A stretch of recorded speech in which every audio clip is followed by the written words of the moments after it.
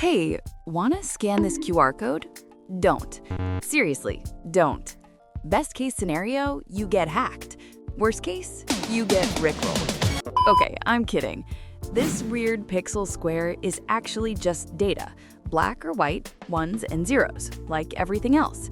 But instead of being in a line, like a barcode, like the ones you see in supermarkets, it's packed into a grid, so it can store way more information.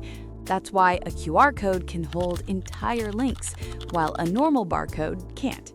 These big squares in the corners, they're called position markers.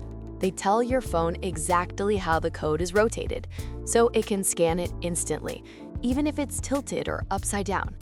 That is why sometimes your phone can scan it so fast that you don't even understand how. Anyway, then your phone starts reading the data from the bottom right in a zigzag pattern.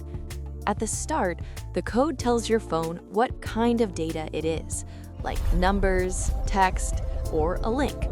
Then it reads the actual message stored in tiny blocks, each one representing bits of data.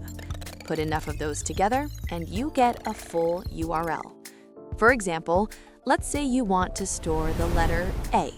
In binary, that looks like this.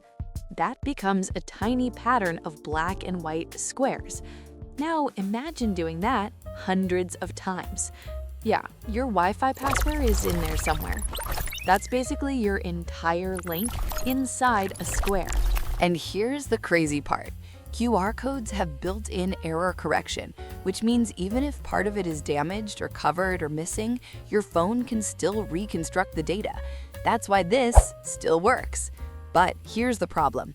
You can't see what's inside. That QR code could open a website, download something, or take you to a fake login page.